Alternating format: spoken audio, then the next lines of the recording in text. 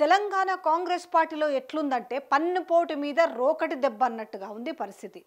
ఉప ఎన్నికలు పార్టీలో చిచ్చు పెడుతున్నాయంట. ఇక జూబ్లీ హిల్స్ ఉప ఎన్నిక సంగతి తెలిసిన ముచ్చటే. ఎట్లుంటే టికెట్ల కోసం అయితే ఇక ఓ రకంగా కొట్లాడుకుంటున్నట్టు, నాకంటే నాకే అనేసి.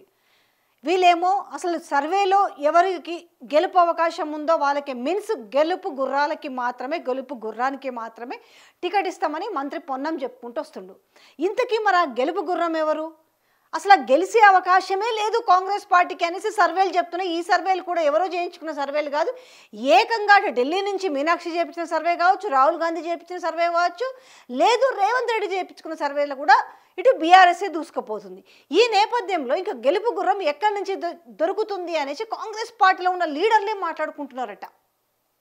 ఇక్కడేంటి, ఆయన పిసిసి మహేష్ గౌడ్ మాత్రము, అంటే పిసిసి చీఫ్ మహేష్ గౌడ్ మాత్రం అక్కడ ఉన్న నవీన్ యాదవ్కి ఇవ్వాలి, నవీన్ యాదవ్కి కాన్స్టిట్యున్సీ పరంగా చాలా అద్భుతంగా ఉందని. విషయం ఏంటంటే నవీన్ యాదవ్కి కొంచెం అక్కడ యూసఫ్ కూడా ఆ చౌరస్తా, యూసఫ్ కూడా బస్తీలో తప్ప మిగతా ఎక్కడ ఏ డివిజన్లలో కూడా ఆయనకి ఎక్కడ కూడా ఫాలోయింగ్ లేదనేసి, అసలు ఆయన పేరు కూడా చాలా మందికి తెలియదని. ఈ మరొక వైపు ఏంటి, అక్కడ ఉన్న ఎవరో విజయలక్ష్మి అనేసి ఆమె కూడా పెద్ద పెద్ద కటౌట్లు పెట్టించుకుంటుంది, టికెట్ నాకే కావాలని. ఆమె రీసెంట్గా బతుకమ్మకు సంబంధించిన ఒక పాటను కూడా చేయించుకుని ఆమె రిలీజ్ చేసుకున్న సందర్భం చూస్తున్నాం. చాలా వరకు ఆమె ఎవరో కూడా ఎవరికి తెలియదు, బట్ ఆమె కటౌట్లు అవి పెట్టుకోవడం వల్ల, పెద్ద పెద్ద ఫ్లెక్సీలు పెట్టడం వల్ల, బతుకమ్మ పాట కూడా చేయించడం వల్ల ఎవరు అని కొంచెం దృష్టి సారించారు జనాలు. ఇక మూడో వ్యక్తి వచ్చేసి రేవంత్ రెడ్డి మాత్రము రంజిత్ రెడ్డి, మాజీ ఎంపీ రంజిత్ రెడ్డికి టికెట్ ఇచ్చి గెలిపించుకోవాలనేది వాళ్ళు చేస్తున్న ప్రయత్నం. ఎక్కడ ఈయనకు చేవేల టికెట్ ఇచ్చిండో, ఆ చేవేల నుంచి ఓడిపోయిన సంగతి తెలిసిందే. సో ఆ వ్యక్తికి ఇప్పుడు టికెట్ ఇప్పించాలనే ప్రయత్నం చేస్తున్నట్టు రేవంత్ రెడ్డి. బట్ ఇది సాధ్యమయ్యే విషయం అంటే ఇక్కడ ఎవరి ఈక్వేషన్లు వాళ్ళు ఉన్నాయి. ఇక్కడ పిసిసి చీఫ్ మహేష్ గౌడ్ మాత్రం మనం బీసీ అంటున్నామో, ఒకవైపు రాహుల్ గాంధీ కూడా బీసీ అంటున్నాం, మనం కూడా కామారెడ్డిలో బీసీ డిక్లరేషన్ అని చెప్పినాం కాబట్టి దానికి కట్టుబడి ఉన్నామనేసి ప్రజల్లో సంకేతాలు వెళ్ళాలని అంటే అక్కడ బీసీ సామాజిక వర్గానికి చెందిన నవీన్ యాదవ్కి టికెట్ ఇవ్వాలనేది ఆయన చెప్తున్న ఈక్వేషన్స్.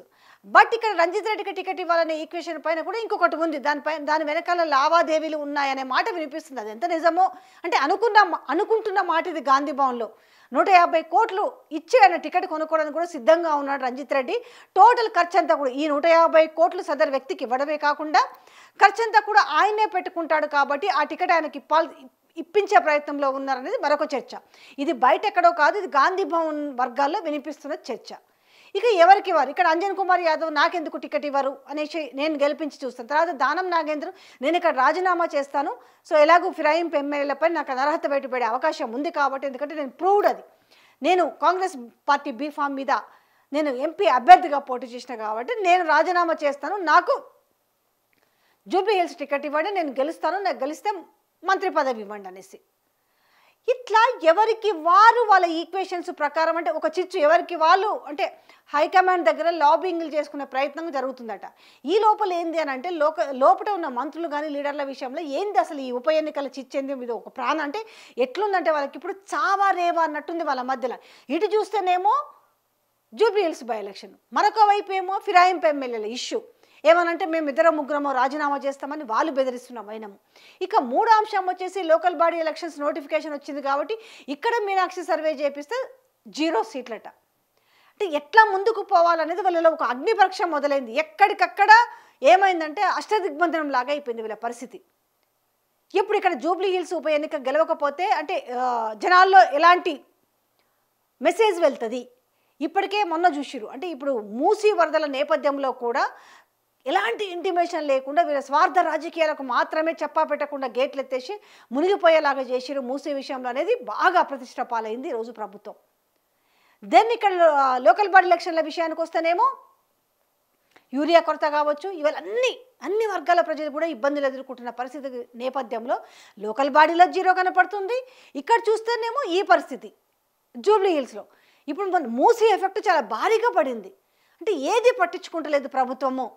అంటే కింద మీద పడి ఏదో ఒకటి చేసి గెలుద్దామనుకుంటే హైదరాబాద్లో ఉన్న ఇటు హైడ్రా కావచ్చు, నిన్న వచ్చిన మూసీ వరదలు కావచ్చు, ఎక్కడ కూడా వీళ్ళకు ఊపిరిని సరపరేయకుండా చేస్తున్న నేపథ్యంలో వీళ్ళకు ఒక ఉప ఎన్నికల విషయంలో పెద్ద చిచ్చు రగులుతుంది. ఇప్పుడు పార్టీలో ఏం చేస్తే గట్టెక్కుతారనేసి ప్రశ్నిస్తురట. ఎవరికైనా ఇన్ఛార్జీలు వేసినా కూడా ఇప్పుడు కార్పొరేషన్ చైర్మన్లకు కావచ్చు, లేదు అంటే ఎమ్మెల్సీలకు కావచ్చు, అలాగే ఎమ్మెల్యేలకు ఇన్ఛార్జి బాధ్యతలు అప్పచెప్తే అసలు మనం ఎట్లా గెలుస్తాం, ఏ రకంగా గెలుస్తాం?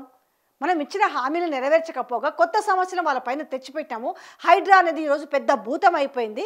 మొత్తంగా చెరువులు ఏమి పునరుద్ధరించినరాయి అంటే ఒక బతుకమ్మ కుంట మినహాయిస్తే ఇప్పుడు ఆ సకలం చెరువుల్లో ఏదో ఫాతిమా కాలేజీ ఉంది. ఆ ఫాతిమా కాలేజీ గులగొట్టిరా, తర్వాత రేవంత్ రెడ్డి అన్న ఇల్లు గులగొట్టిరా.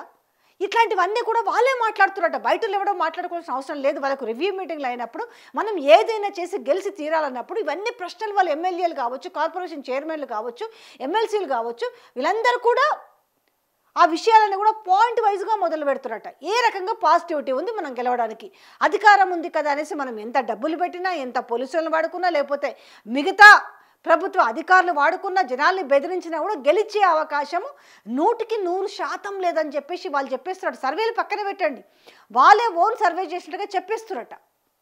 మా ప్రయత్నం మేము చేస్తాం, కానీ గెలుపు మీద మాత్రం ఎట్టి పరిస్థితుల్లో హోప్ పెట్టుకోవద్దని చెప్పేసి ఈరోజు ఎవరికైతే బాధ్యతలు అప్పచెప్పారో వాళ్ళే చేతులెత్తేసే పరిస్థితి కనిపిస్తుందట.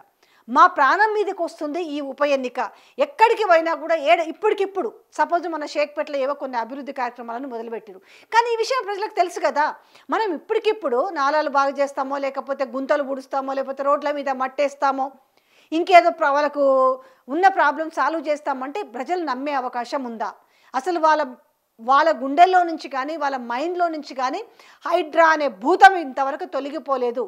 హైడ్రా అనేది పెద్ద ఎఫెక్ట్. ఈలోగా మళ్ళీ మూలిగే నక్క పైన తాటి పండు పడ్డట్టుగా ఈరోజు మూసి వరదల నేపథ్యంలో హైదరాబాద్ అంతా కూడా బిక్కుమంటుంది. అసలు కనపడితేనే తరిమే పరిస్థితి ఉన్న నేపథ్యంలో ఏ రకంగా గెలుస్తారనేసి వాళ్ళే క్వశ్చన్స్ వేస్తున్నట్ట. ఏంది ఇది, మన ప్రాణాలకు వచ్చిన ఎలక్షన్ కాకపోతే అనేసి. అంటే ఒక్కొక్కరు ఒక రకంగా మాట్లాడుతున్న నేపథ్యం చూస్తుంటే ఇవాళ కాంగ్రెస్ పార్టీలో ఒక చిచ్చు మొదలైందని చెప్పాలి. ఉప ఎన్నికలు గట్టెక్కాలి.